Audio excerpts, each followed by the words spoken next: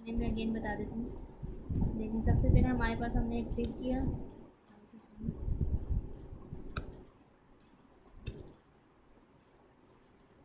सबसे पहले हम अपना एक डिव बनाएंगे। डिव मैंने बनाया, इसे मैं रख देती हूँ div1 के नाम से, और इस डिव की मैं प्रॉपर्टीज़ दे दूँगी। इसकी प्रॉपर्टी सबसे पहले इसकी मैंने दिया बैकग्राउंड कलर। बैकग्राउंड कलर हमारे पास कौन सा है, ब्राउन दे दिया बैकग्राउंड कलर। बैकग्राउंड कलर के बाद इसकी हमने हाइट दे दी 200, बल्कि 500 पिक्सल्स इसकी हाइट दे देंगे। 200 काफ़ी है, 200 ठीक है। और विड्थ हम इसकी दे देंगे 300 पिक्सल्स, ठीक है। अब हम ये देखेंगे, एक सबसे पहले एक बॉक्स है हमारे पास, ठीक है, ये हो गया। अब इसके बाद हम सेम वैसा ही एक और बॉक्स बना लेंगे। अब ये हमारे पास एक ब्लॉक एलिमेंट है, इस वजह से ये 1 बाय 1 आया। अब इन दोनों में गैप के लिए, अब देखिए दोनों मर्ज हो गए। और अगर दो एलिमेंट्स या फिर दो ब्लॉक्स जब ऐसे इस तरह से एलिमेंट्स मर्ज हो जाते हैं बॉक्स, तो हम उसे अलग अलग करने के लिए उनकी आउटर स्पेस के लिए हम कौन सी प्रॉपर्टी यूज़ करते हैं। अब इनकी आउटर प्रॉपर्टी के लिए, आउटर स्पेस के लिए हम कौन सी प्रॉपर्टी यूज़ करेंगे बताएं, आप सब बताएंगे। फुल ओपन करें, चलें मैंने फुल ओपन कर दिया जी। बताएं, इसकी आउटर स्पेस देनी है मुझे, तो मैं कौन सी प्रॉपर्टी यूज़ करूँगी, जल्दी से बताएं। मुझे आउटर स्पेस देनी है, बाकी सब बताएं। मार्जिन यूज़ करूँगी मैं वाकई में, बाकी सब बताएं। मैमूना आप भी बताएं, भागचांद आप बताएं, अदनान आप भी बताइएगा, सब बताएं। मार्जिन यूज़ करेंगे, क्या यूज़ करेंगे, कौन सी प्रॉपर्टी। नहीं, क्लास की प्रॉपर्टी तो हम, वो तो सिलेक्टर है ना, सिलेक्टर के लिए मैं नहीं करी, मैं कह रही हूँ आउटर स्पेस मैंने देनी है। अब देखिए मैंने दो डिव्स बनाए, ठीक है, ये देखिए दो डिव्स आप देख रहे हैं। अभी दोनों डिव्स बिल्कुल एक साथ जुड़ गए।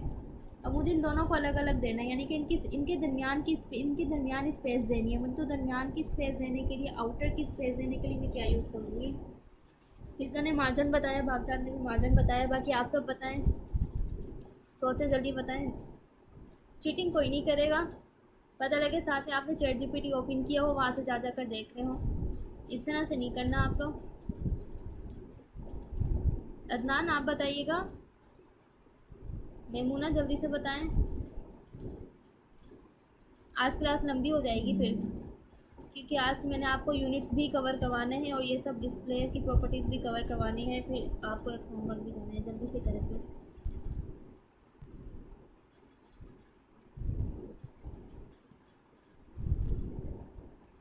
टाइप कर लें, जल्दी करें। मार्जिन यूज़ हो गया आउटर के लिए। मार्जिन कितनी देर लगाई आपने सिर्फ टाइप करने में, ठीक है, वेरी गुड, मार्जिन यूज़ होगी। मैमूना ने जवाब दिया जी, वेरी गुड मैमूना। चलिए ठीक है, मार्जिन हम यूज़ करते हैं आउटर स्पेस के लिए। अब इसमें हम मार्जिन यूज़ कर लेंगे। मार्जिन मैंने यूज़ की 20 पिक्स। 20 पिक्स इसका मतलब ये है कि टॉप, लेफ़्ट, बॉटम, राइट, इन चारों की स्पेस हमने एक ही रख दी, 20 पिक्सल। अभी 20 पिक्सल हमने रखी, तो ये चेंज हो गई। अब मुझे इसकी इनर स्पेस देनी है, तो इनर स्पेस के लिए मैं क्या यूज़ करूँगी, जो ये डिव लिखा हुआ है, मैंने कंटेंट लिखा हुआ है, इनर स्पेस के लिए पैडिंग यूज़ करूँगी। इसका जो कंटेंट है, कंटेंट को थोड़ा सा बॉर्डर से दूर करने के लिए मैं इसकी पैडिंग यूज़ कर लूँगी। एंड पैडिंग जो है मैं बाय जो सबकी पैडिंग एक जैसी रखूँगी, 20 पिक्सल की रख दूँगी, तो ये 20 पिक्सल की इनकी पैडिंग हो जाएगी, ठीक है। सही है, तो इतना ही आ गया, काफ़ी है। अभी ये दोनों डिव्स ब्लॉक एलिमेंट है, इस वजह से ऊपर नीचे आ रहे हैं, लेकिन मैं ये चाहती हूँ कि मेरे पास जितनी भी आपने देखी होंगी अक्सर वेबसाइट में प्रोडक्ट्स वगैरह होते हैं जो हमारे, और दूसरे भी बॉक्सेस होते हैं, वो आमने सामने होते हैं। तो अगर मैंने इन्हें आमने सामने लेकर आना है, तो मैं यूज़ करूँगी डिस्प्ले की प्रॉपर्टी। अब डिस्प्ले में हमारे पास प्रॉपर्टी कौन सी आती है, इनलाइन प्रॉपर्टी। अब इनलाइन में क्या होता है कि हमारे पास जो एलिमेंट्स हैं वो आमने सामने आ जाते हैं, ठीक है। तो ये जो एलिमेंट्स हमारे पास डिस्प्ले इनलाइन करने की वजह से ये हो गए आमने सामने हो गए, ठीक है। एक ये चीज़ थी। अब देखें, जैसे ही मैंने इनलाइन किया, इसकी हाइट भी गई, विड्थ भी गई, और ऊपर से इसकी मार्जिन गई। मार्जिन इसकी यूज़ हुई है just left, right and bottom वाली, लेकिन टॉप वाली मार्जिन इसकी चली है, हालांकि मैंने टॉप वाली मार्जिन भी यूज़ की थी। तो इनलाइन का मतलब हमने ये पढ़ा था कि आमने सामने आ जाते हैं, तो इसमें ये डिफरेंस होता है। अगर मैं यहीं पर इनलाइन ब्लॉक यूज़ करती हूँ, इनलाइन ब्लॉक, पहले मैं आपको प्रैक्टिकल की तरफ लेकर आगे, डायरेक्ट थ्योरी मैंने करवाई नहीं। देखें, अब इन दोनों में डिफरेंस करते हैं। इनलाइन ब्लॉक हमारे पास क्या करता है, इनलाइन ब्लॉक भी same as it is inline की तरह ही होता है। वो हमारे पास जितने भी एलिमेंट्स होते हैं उन्हें आमने सामने ले आते हैं, लेकिन उनकी मार्जिन, हाइट, टॉप और जो बॉटम होती है उसे वो सेट नहीं करता, उसे हम सेट नहीं कर सकते इनलाइन को। अगर हमने इनलाइन दे दिया तो हम उसकी हाइट विड्थ बिल्कुल सेट नहीं कर सकेंगे, लेकिन अगर हमने उसकी किसी भी एलिमेंट की हाइट एंड विड्थ सेट करनी है, ऑब्वियस सी बात है, अगर हम कोई भी एलिमेंट बनाएंगे, क्रिएट करेंगे, जैसे अभी मैंने डिव क्रिएट किया तो उसकी मुझे हाइट, विड्थ और पैडिंग, मार्जिन ये सब सेट करना पड़ा। तो वो सब सेट करने के लिए हम कौन सी डिस्प्ले की प्रॉपर्टी यूज़ करते हैं, वो हम यूज़ करते हैं इनलाइन ब्लॉक की। तो हमारे पास कुछ एलिमेंट्स, कुछ नहीं, हमारे पास एलिमेंट्स बाय डिफ़ॉल्ट जो होते हैं वो इनलाइन भी होते हैं और ब्लॉक भी होते हैं, लेकिन अगर हमने खुद से उन्हें डिस्प्ले करवाना हो कि हम इस एलिमेंट को कैसे डिस्प्ले करवाएं, इनलाइन डिस्प्ले करवाएं या ब्लॉक डिस्प्ले करवाएं या इनलाइन ब्लॉक डिस्प्ले करवाएं, तो हम डिस्प्ले की प्रॉपर्टी के साथ वो यूज़ कर सकते हैं। तो डिस्प्ले की प्रॉपर्टी हमारे पास इस तरह से यूज़ होती है। अब जैसे हम यहाँ पे अगर मैं बटन लगा दूँ, बटन मैंने लगाए क्लिक में। अच्छा, मुझे आप ये बताएं कि बटन जो है वो हमारे पास कौन सी प्रॉपर्टी आती है, इनलाइन या फिर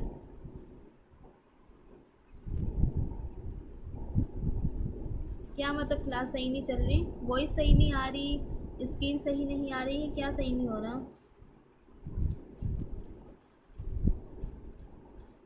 बाकी सबको स्क्रीन शो हो रही है?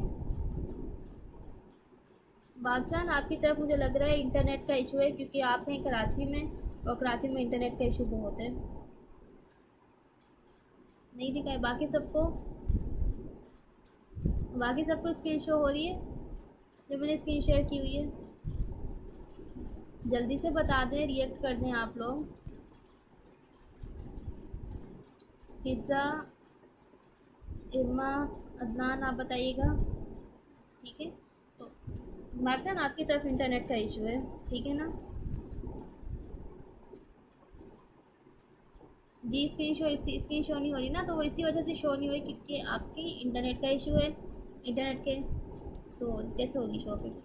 अब मुझे आप लोग ये बताएं कि जो बटन है वो हमारे पास कौन सी प्रॉपर्टी है, वो इनलाइन प्रॉपर्टी है या वो ब्लॉक प्रॉपर्टी है? कौन सा एलिमेंट है, वो इनलाइन एलिमेंट कहलाएगा या ब्लॉक एलिमेंट कहलाएगा? इनलाइन कहलाएगा, सही है ना? इनलाइन, अब इनलाइन कौन होता है, आसपास आ जाना, तो वो इनलाइन कहलाएगा। ठीक है, तो ये हमारे पास हो गया इनलाइन। और बाकी इसका जो प्रैक्टिकल है, आई होप सो कि आपको ये समझ में आ गया, मुझे ज़्यादा इसका प्रैक्टिकल की नीड ना पड़े। अब आप सबसे मैंने एक और बात भी करनी थी, वो मैं एंड में करूँगी। तो नाउ नोट चेंज, क्यों नहीं शो हो रही? अब मैंने स्क्रीन शो नहीं की हुई, स्क्रीन मीटिंग वाली ही ओपन की हुई है अभी फ़िलहाल मैंने। तो मीटिंग वाली स्क्रीन सबके पास शो हो रही है? जल्दी से बताएं। जी, सबके पास हो रही है शो, ठीक है। अगर आपके पास नहीं होती ना शो, तो समझो वो आपकी तरफ से इंटरनेट का इशू आ जाता है। तो डिस्प्ले का आपको समझ में आ गया कि हम इनलाइन कब यूज़ करते हैं, इनलाइन ब्लॉक कब यूज़ करते हैं, और जो है वो ब्लॉक जस्ट इनलाइन कब यूज़ करते हैं। तो इसका चलिए इसकी पहले वो भी पढ़ लेते हैं। Element with display inline block AP inline, do not force a new line. ठीक है, ये सब आपको कर दिया, आप ये मैं आपको सेंड कर दूँगी, आप लोग ये थ्योरी पढ़ लेना।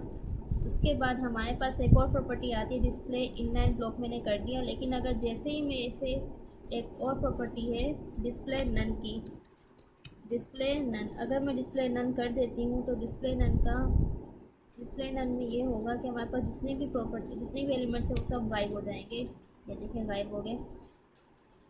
अब ये कब यूज़ होते हैं, मतलब ये गायब होने वाले, आपके माइंड में ये आ सकता है ना कि एक वेबसाइट में हम डिस्प्ले नन क्यों यूज़ करेंगे, हम क्यों अपने एलिमेंट्स को खुद से पहले क्रिएट करेंगे और उसके बाद हम गायब कर देंगे।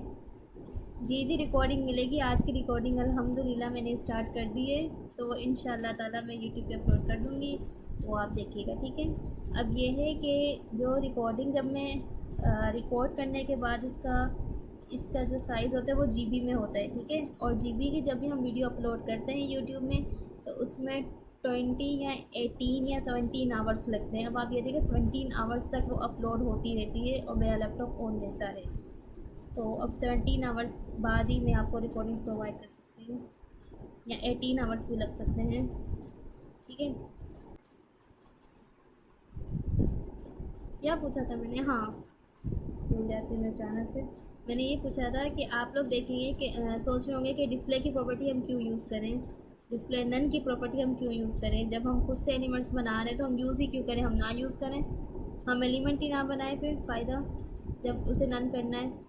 तो किसी को आइडिया है इस बारे में, माइक ऑन करके बता देगा किसी को आइडिया, मेमूना, अदनान, फिज़ा, इरमान, जो भी आप चारों में से, कि हम डिस्प्ले नन की प्रॉपर्टी कब यूज़ करते हैं।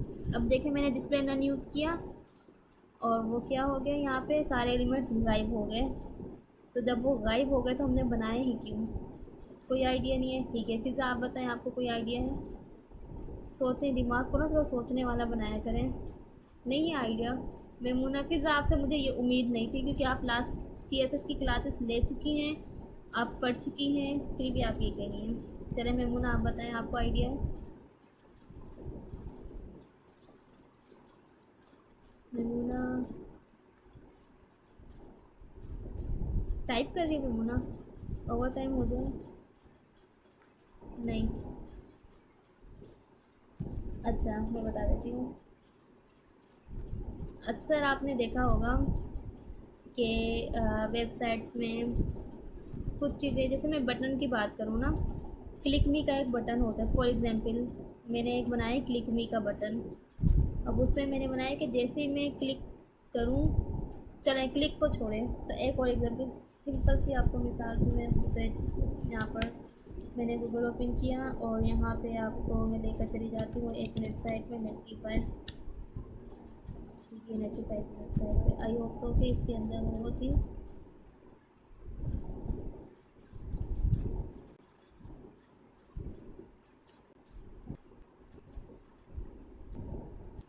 चलिए इसके अंदर ये इतनी स्लो स्लो ओपन होगी, सच मैं आपको वैसे बता देती हूँ। अच्छा अक्सर हमने देखा होगा कि नेव बार हमने बनाई होती है, कोई सबसे एक कॉमन एग्जांपल दे रही हूँ मैं आपको।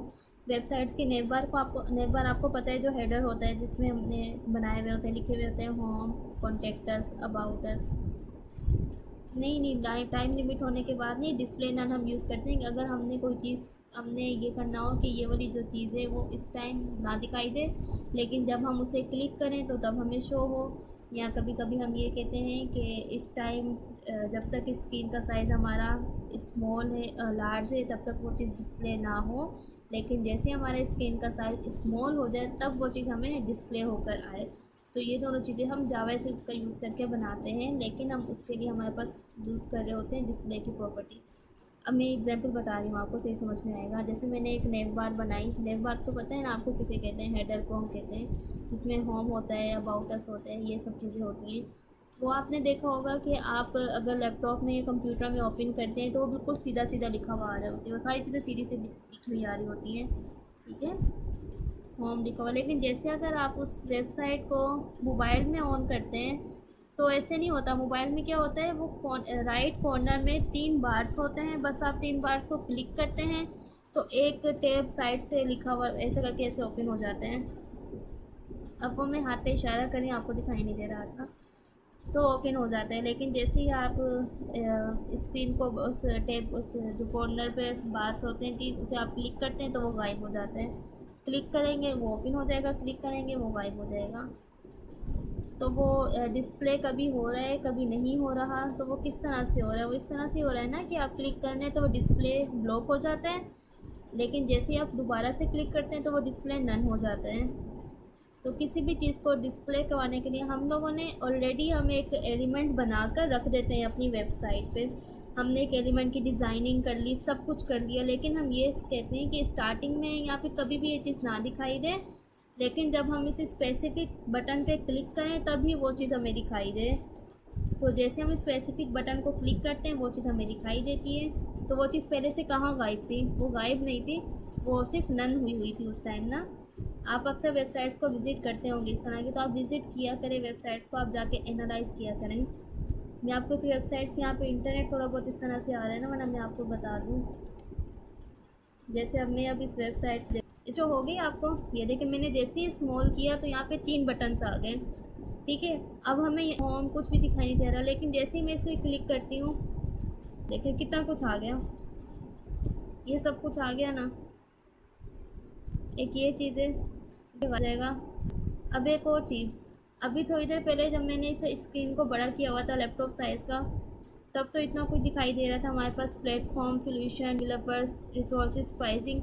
लेकिन जैसे ही मैंने इस स्मॉल किया, वो सब कहाँ गायब हो गया।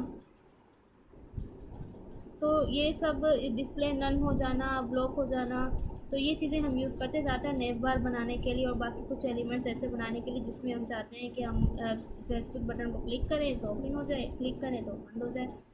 तो ये सब चीज़ें हैं। तो ये हमने नेव बार में ये चीज़ की हुई थी। नेव बार में हमारे पास जैसे लैपटॉप का साइज़ हो तो हमारे पास नेव बार कंप्लीट शो हो, लेकिन जैसे हमारे लैपटॉप का साइज़ स्मॉल हो जाए, हमारी जो नेव बार है वो भी गायब हो जाए। उस नेव बार की जगह एक दूसरा जो है वो हमारे पास 3 बार्स जो राइट कॉर्नर पे आते हैं वो शो हो जाए। तो डिस्प्ले नन का आपको समझ में आ गया।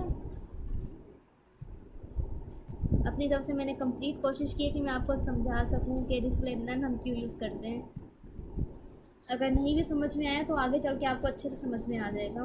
अभी कुछ चीज़ें हैं जो आपको लगेंगी डिफ़िकल्ट। अदनान, आपको समझ में आ गया डिस्प्ले नन का?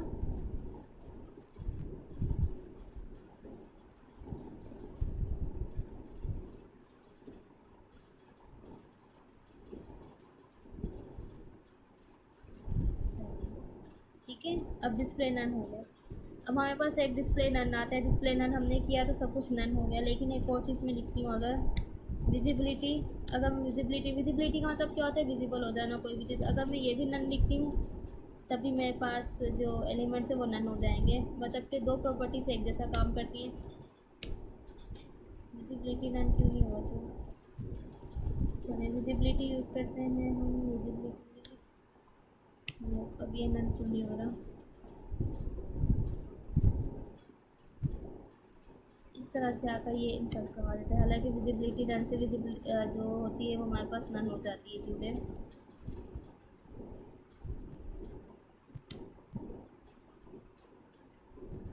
इनलाइन ब्लॉक मैंने किया इसे।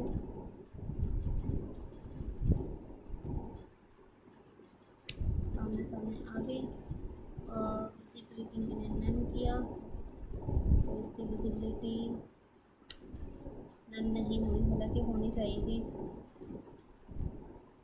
हिडन होता है, नन नहीं होता, हिडन होता है, तो इस वजह से नहीं हो रहा। अल्लाह अकबर। चलें, काफ़ी ऐसे चलें, ये हो गए हिडन। हिडन मतलब कि गायब हो जाना, नहीं, छुप जाना। अब इनमें डिफरेंस आपको बताती हूँ। अब मैं जैसे विजिबिलिटी मैंने विजिबल किया तो ये विजिबल हो जाएगी। एक और प्रॉपर्टी हमारे पास आती है विजिबिलिटी की। तो ये डिस्प्ले नन हमारे पास क्या करते हैं? डिस्प्ले नन कम्प्लीटली हमारे पास जो एलिमेंट है वो रिमूव कर देगा डॉक्यूमेंट से, यानी कि डॉक्यूमेंट से ही वो गायब हो जाएगा बिल्कुल। जो उसने जगह रिज़र्व की होगी ना वो भी गायब हो जाएगी। लेकिन जो विजिबिलिटी है वो क्या होगा? वो जगह गायब नहीं होगी, वो हमारे पास नहीं, जगह नहीं, मतलब हाँ, जगह के बजाय जस्ट वो एलिमेंट जो है थोड़ी हमें दिखाई नहीं देगा, लेकिन उस वो जगह रिजर्व ही रहेगी। जैसे अब मैं एक और एलिमेंट अगर बना देती हूँ, यहाँ पे मैंने एक और एलिमेंट बना दिया डिव। ये मैंने बनाया div 3। ठीक है, div 1, ये मैंने div 2 बनाया। मैं div 2 को एक प्रॉपर्टी दे दूँगी div 2 नाम की। तो यहाँ पर मैंने div 2 को प्रॉपर्टी दे दी विजिबिलिटी विजिबल।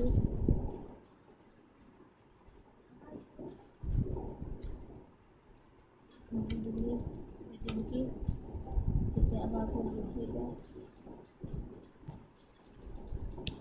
ये देखें, अब मैंने जैसे इसे हिडन किया ना, इसने जगह रिजर्व की हुई है, लेकिन बस ये गायब हुआ है। फिर भी ये एलिमेंट है यहाँ पर। लेकिन अगर मैं यही हिडन की जगह मैं अगर डिस्प्ले नन कर देती, इस एलिमेंट को मैंने कर दिया डिस्प्ले नन। अगर मैं डिस्प्ले नन कर देती तो ये डिस्प्ले, तो ये टोटली जगह ख़त्म हो जाती। तो विजिबिलिटी में और डिस्प्ले में मैं जब उनके ऊपर में कोई चीज़ आपको समझ,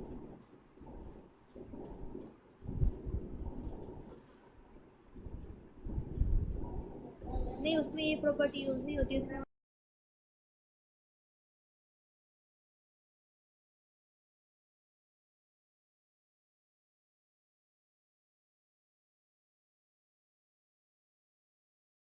क्लास नहीं आती। एक और फंक्शन आता है टाइम उसका टाइम फंक्शन या टाइम आउट का। टाइम आउट की प्रॉपर्टी होती है वो CSS में होती है हमारे पास, वो फंक्शन होता है जावास्क्रिप्ट का। उसमें हम ये वाली यूज़ करते हैं कि इतना टाइम हो तो फिर हाँ उसमें भी डिस्प्ले यूज़ हो सकती है कि इतनी स्पेसिफिक टाइम में ये चीज़ दिखाई दे और बाकी 5 सेकंड बाद दिखाई दे चीज़ हमें। तो 5 सेकंड हम टाइम उसमें टाइम काउंट में लगा देते हैं और ये डिस्प्ले की प्रॉपर्टी यूज़ कर देते हैं। सही। तो ये विजिबिलिटी और इसको समझ आ गया आपको। विजिबिलिटी में हम अगर हमें कोई ऐसा एलिमेंट है जो हम चाहते हैं कि सिर्फ दिखाई ना दे लेकिन वो जगह रिजर्व हो उसकी, मतलब जैसे एक भूत फिल्म हो, भूत होता है, भूत हमें दिखाई नहीं देता लेकिन वो खड़ा हुआ होता है, अक्सर फिल्मों में ऐसा होता है। तो जगह तो रिजर्व होती है ना। अच्छा भूत भी कई किस्म के होते हैं, कुछ भूत ऐसे होते हैं उन्हें टच करो तो फीलिंग आती है, मतलब ऐसा लगता है कोई चीज़ खड़ी हुई है। अगर कुछ भूत ऐसे होते हैं फिल्मों में, फिल्मों की बात कर रही हूँ, कुछ भूत ऐसे होते हैं अगर उन्हें गुजर जाओ सामने से तो फीलिंग वो नहीं आता, पता ही नहीं लगता, जिससे लगता है हम गुजर गए बस। तो बस आप यही समझ लें, डिस्प्ले नन में ये होता है कि वो जगह गायब हो जाती है टोटली टोटली बिल्कुल ख़त्म, और विजिबिलिटी में वो जगह रहती है बस जस्ट हिडन होती है। जाहिर सी बात है वो हल्का सा जब गुजरेंगे कोई ना कोई तो फीलिंग आएगी ना। कभी भूत देखा है आप में से किसी ने रियल में भूत का एक्सपीरियंस किया हो? अगर जिन्नात का एक्सपीरियंस किया है आप में से किसी ने? ये वैसे एक बात कर रही हूँ मैं, थोड़ा सा टॉपिक आगे आने वाला है ना बोर, तो तभी बोरिंग सा टॉपिक आएगा आगे यूनिट्स का, उसमें आपका जिनों का नहीं किया एक्सपीरियंस आप में से किसी ने? अच्छा नहीं, मेरा एक्सपीरियंस हुआ है जी।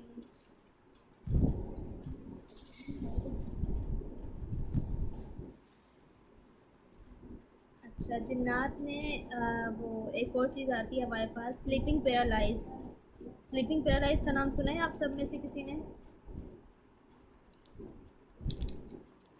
स्लीपिंग पैरालाइज का जी, तो उसमें मैंने एक्सपीरियंस किया है। स्लीपिंग पैरालाइसिस होते थे मुझे बहुत ज़्यादा बहुत ज़्यादा, तो उसमें मैंने की एक्सपीरियंस।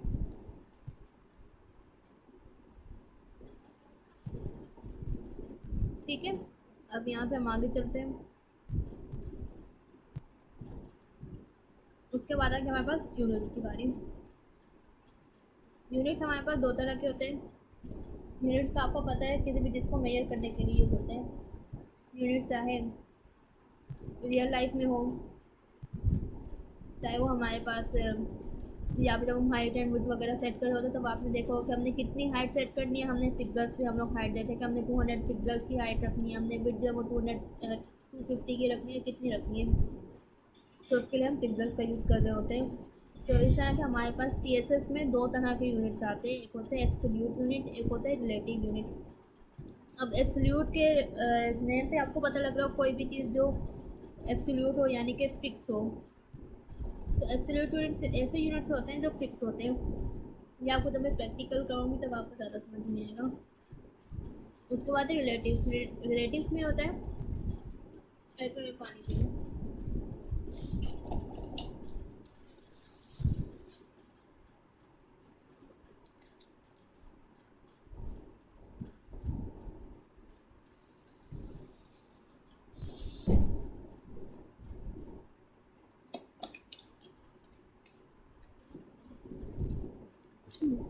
रिलेटिव्स में ये होता है कि हम उसकी लेंथ जो होती है वो अकॉर्डिंग टू स्क्रीन साइज़ बड़ी छोटी हो सकती है, ज़्यादा और कम हो सकती है, लेकिन जो एब्सोल्यूट होता है वो फिक्स रहता है। अब सबसे पहले हमने पढ़ा था पिक्सल्स, या मैंने लिखा नहीं है, आपको पिक्सल्स का बता देती हूँ। पिक्सल्स में ये होता है कि अगर हमने इसकी 300 पिक्सल्स यूज़ किए हैं ना इसकी विड्थ में, किसी भी डिव की किसी भी चीज़ की, तो स्क्रीन चाहे हमारी जितनी भी हो, अच्छा स्क्रीन चाहे हमारी जितनी भी हो, चाहे फुल हो चाहे हाफ हो, जितनी भी हो वो उतनी ही रहेगी पिक्सल्स। जैसे अगर ये 200 पिक्सल्स है ना तो इतनी की इतनी रहेगी, मतलब कि स्क्रीन मेरी अगर स्मॉल हो जाए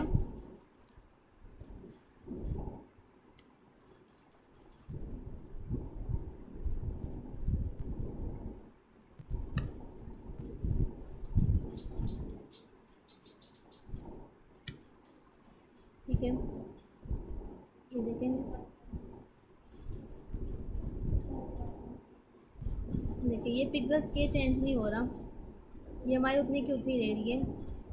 ठीक है, हमने 220 मैंने लिखा है ना 200 पिक्सेल्स, तो ये 200 पिक्सेल्स ही रहेगा इस पूरी स्क्रीन, क्योंकि स्क्रीन जो हमारे पिक्सेल से मिलके बनी है, आपको पता है ये पिक्सेल्स छोटे छोटे पिक्सेल्स जो होते हैं। तो हमने लिख दिया कि हमारी इस डिप का जो साइज़ है, इसकी हाइट और विड्थ 200 पिक्सेल्स रहे, तो हमारी स्क्रीन चाहे बड़ी हो चाहे छोटी हो, इसने रहना उतना ही का उतना ही है। जैसे हम कह रहे हैं एक टेबल है, हम टेबल की हाइट और विड्थ सेट कर दें, तो हम टेबल को चाहे किसी भी चीज़ के नीचे रखें या कुछ भी करें, उसकी हाइट एंड विड्थ उतनी की उतनी रहेगी, वो छोटी बड़ी नहीं होगी।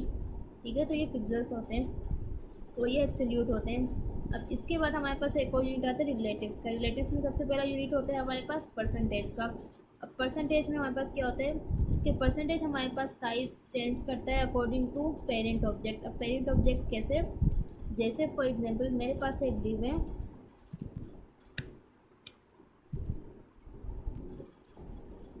इस डिव की मैंने इतनी हाइट सेट की 300 पिक्सेल्स और विड्थ इतनी सेट कर दी, और इसके अंदर मैंने डिव बना दिया।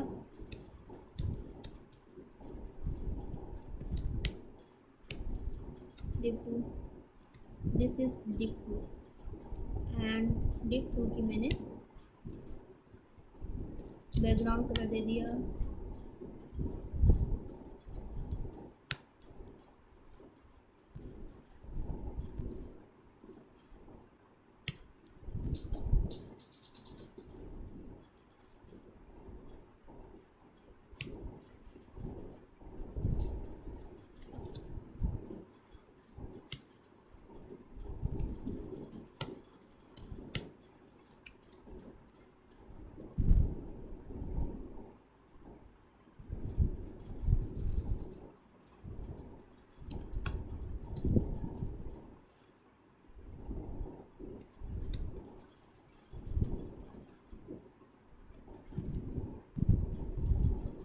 दोनों की क्लासेस अलग अलग मुझे देनी थी, मैंने एक साथ दे दी थी।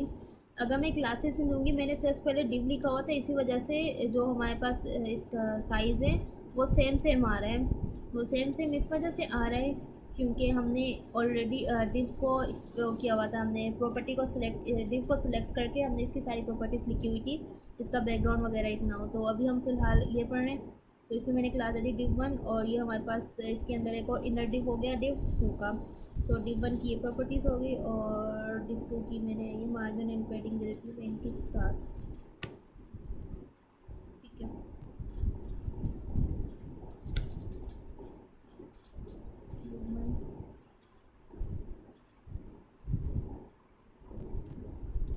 क्लास का नेम भी अलग अलग दिखाएंगे हैं, कैसे होगा।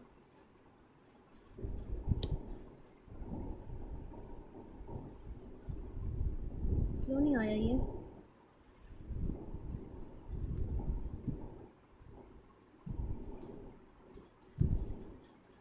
डिस्प्ले नन किया हुआ है, तो क्या होगा तो?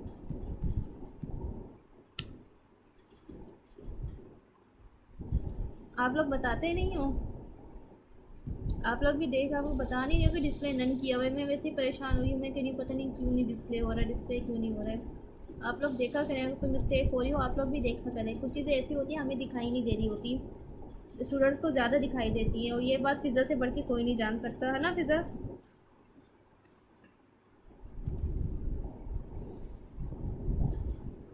एम आई राइट फिज़ा?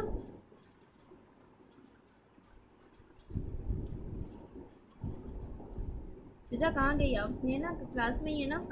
जी जी जी जी। सही कह रही हो ना, आपसे बढ़ के ये बात कौन जानेगा। ये मजाक में कह रही हूँ, सीरियस में नहीं मैं कह रही। आपकी आवाज कट गई थी तो इसलिए मुझे समझ नहीं आया आपने क्या बोला। अच्छा, चलें छोड़ने पर।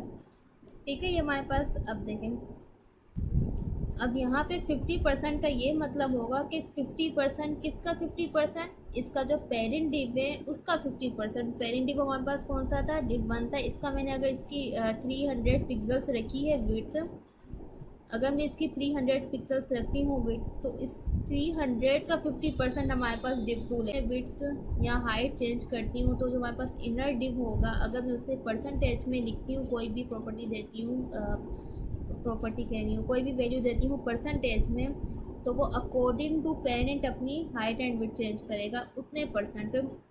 जैसे अगर मेरे पास एक मोबाइल की स्क्रीन है, मोबाइल की स्क्रीन है एक में मेरे पास बुक है, बुक का साइज़ कितना छोटा सा होगा।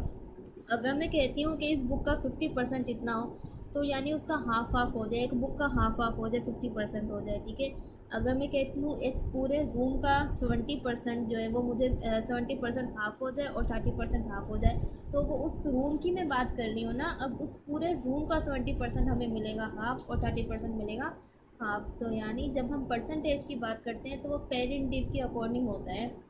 तो यहाँ पर यूनिट्स जो होते हैं चेंज परसेंटेज जब भी हम लिखते हैं तो वो अकॉर्डिंग टू पेरेंट अपना साइज़ चेंज करेगा, ना कि अकॉर्डिंग टू पिक्सल्स। तो अकॉर्डिंग टू पिक्सल्स चेंज नहीं करेगा, अकॉर्डिंग टू साइज़ चेंज करेगा। मैं इसके एक और एग्जांपल आपको देती हूँ। पहले तो इन सबको मैं कर देती हूँ हाइड।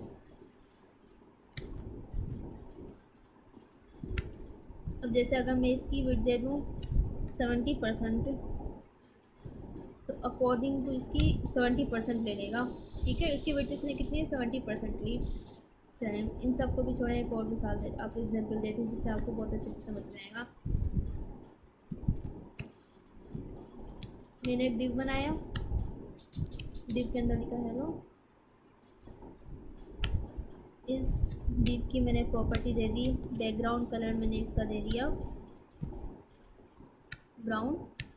इसकी मैंने विड्थ दे दी 50% और इसकी हाइट मैंने दे दी, हाइट लगा लो हमने दे दी 30%। और उसके बाद इसका मार्जिन की ज़रूरत नहीं है, हमें पैडिंग की ज़रूरत है, तो हम इसकी पैडिंग दे देंगे। पैडिंग की भी इतनी फिलहाल तो नीड नहीं थी, 20 पिक्सल्स हमने इसकी पैडिंग दे दी, ठीक है। तो ये चीज़ हमारे पास आ गई। अब इस पूरी स्क्रीन का 50% इसने 20% इसने लिया। चलो हाइट भी मैं 50% ले लेती हूँ।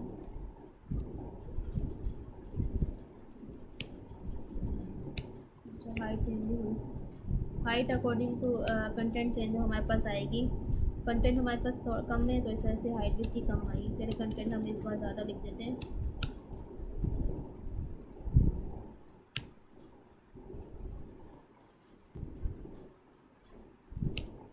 ठीक है, अब देखें, अब ये 50% इसने लिया है, यानी इस पूरी स्क्रीन का 50%। अब मैं अगर इस स्क्रीन को बड़ा या छोटा करती हूँ, अब जैसे मैं अगर इसे छोटा भी करूँगी तो वो छोटी वाली स्क्रीन का 50% लेगा। जैसे पिक्सल्स था हमारे पास, पिक्सल्स में ये हो रहा था कि हम स्क्रीन को चाहे बड़ा करें चाहे हम छोटा करें, वो अपनी जगह से नहीं हिल रहा था। वो एक जगह पे फिक्स हो गया ना, बस हो गया, वो नहीं करे, वो नहीं हिलेगा। चाहे स्क्रीन इधर की उधर हो जाए, छोटी हो बड़ी हो, वो अपनी जगह से नहीं हिलेगा पिक्सल्स जो है।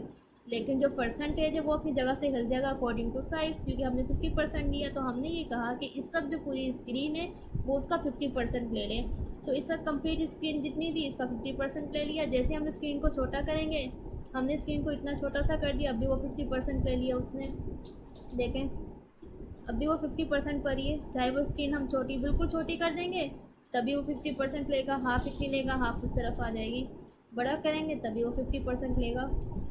तो ये चीज़ होती है परसेंटेज में और पिक्सल्स में फ़र्क होता है, ठीक है। परसेंटेज में ये हो गया कि वो अकॉर्डिंग टू पेरेंट। अब पेरेंट ये है कि जो हमारे पास आउटर डिव वो हमारा पेरेंट कहलाता है, और जो उसके अंदर हम अपने एलिमेंट्स बनाते हैं वो हमारे चाइल्ड कहलाते हैं। अगर आगे जाके मैं पेरेंट और चाइल्ड का नाम यूज़ करूँगी तो आप लोग समझ जाइएगा कि पेरेंट क्या है और चाइल्ड क्या है, ठीक है। तो ये पेरेंट एंड चाइल्ड परसेंटेज हो गया। अब उसके बाद हमारे पास एक और आ जाती है EM प्रॉपर्टी।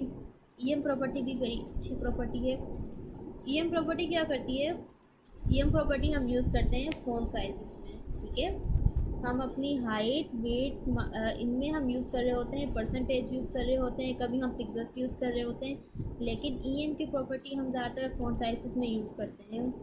अब EM में ये होता है कि हमारे पास फर्स्ट EM 1 EM से, जैसे पिक्सल से ना 1 पिक्सल से स्टार्ट होती है, हर काउंटिंग 1 से ही स्टार्ट होती है। तो वैसे EM भी 1 से ही स्टार्ट होते हैं। लेकिन यहाँ पर 1 EM का 1 M का, इसे हम M बोलते हैं।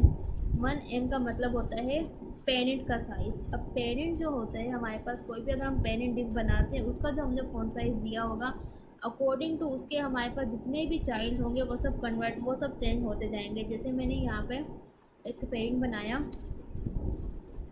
मैम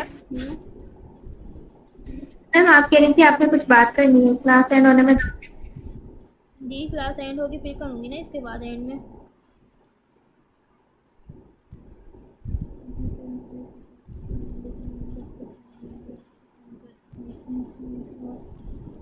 एक सेकंड रुकिएगा आप लोग।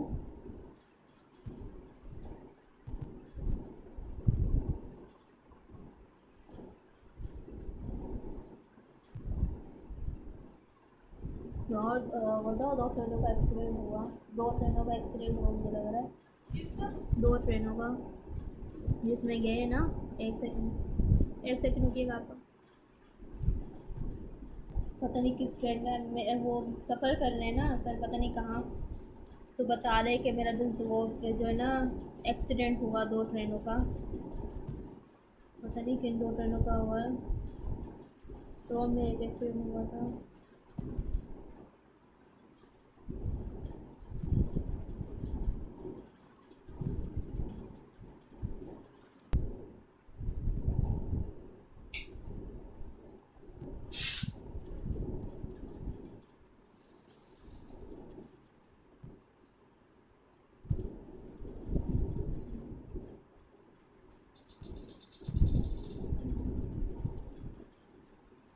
ईएम तो मैं आपको ये बताई थी कि ईएम जो हमारे पास प्रॉपर्टी है, ईएम प्रॉपर्टी हमारे पास ऐसी प्रॉपर्टी होती है, एम हम एम बोलते हैं इसे। एम प्रॉपर्टी हमारे पास एक ऐसी प्रॉपर्टी होती है जो अकॉर्डिंग टू पेरेंट साइज अपना साइज़ चेंज करती है, फ़ॉन्ट साइज़ चेंज करती है। जैसे कि मैं आपको करके बताती हूँ। जैसे हमारे पास मैंने एक डिव बनाया, ठीक है। अब इस डिव का मैंने स्टाइल दे दिया, तो इसका मैंने स्टाइल रखा, इस स्टाइल में फ़ॉन्ट साइज़ रखा इसका मैंने 10 पिक्सल्स, इसका फ़ॉन्ट साइज़ मैंने रख दिया, ठीक है। अब इसके बाद इसके अंदर मैं पैराग्राफ टैग दे दूँगी। पैराग्राफ टैग में मैंने लिखा दिस इज़ एम। बारिश हो रही है, बारिश बता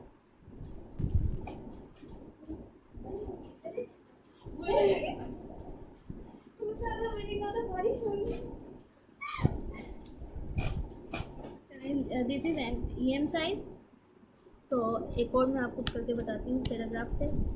this is second em size, em बोलूँगी, ठीक है। अब इसका अगर हम फ़ॉन्ट साइज़ देखें इन सब का, तो हमारे पास क्या आएगा। बाय डिफ़ॉल्ट मैंने पेरेंट का जो साइज़ है वो रखा है 16 पिक्सल्स, पेरेंट साइज़। अभी आपको मैंने बताया कि मैं पेरेंट का वर्ड यूज़ करूँगी। तो मैसेज क्या है आपसे?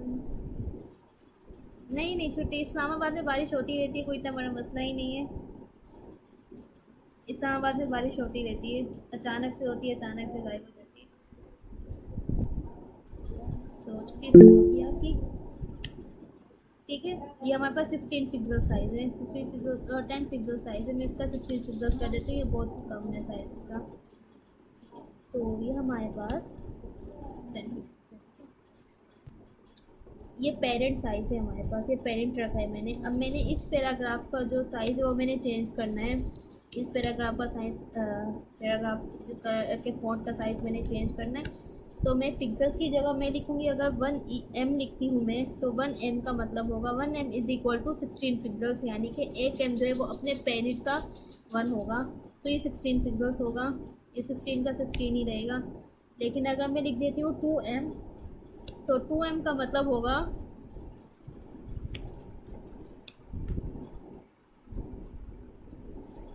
2m का मतलब होगा is equal to 2 multiply by 16, तो 2 16 था 32। तो इसका साइज़ कितना होगा, इसका साइज़ होगा 32 पिक्सल्स। लेकिन वो कैसे चेंज किया, हमने कहा कि हमारी जो पेरेंट का साइज़ है उसका डबल हो जाए, तो दुगना हो गया। ये 16 था, तो 16 को 16 के साथ हमने कर दिया, इसे डबल कर दिया, तो 32 हो गया। वैसे हम करेंगे 2 16 था 32, तो फिर ये सेकंड वाले पैराग्राफ का साइज़ हो जाएगा 32, ठीक है। लेकिन अगर मैं यहाँ पर नीचे वाले पर देखें, अगर मैं नीचे वाले पर कर देती हूँ स्टाइल, इसका फ़ॉन्ट साइज़ में 5 m कर देती हूँ, तो 5 m का क्या मतलब होगा, 5 m में ये होगा कि 5 16 दा।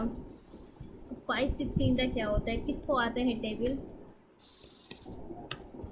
5 6 36, 5 5 6 7 8 86, 5 5 5 6 30, 5 6 30 और 5 5 6 7 8 80 80 हो गया। तो इसका साइज़ जो हमारे पास हो जाएगा वो 80 हो जाएगा, ठीक है। 80 पिक्सल्स। तो ये 5 टाइम हमारे पास बड़ा हो गया, ये 80 पिक्सल्स हो गया इसका साइज़, ठीक है।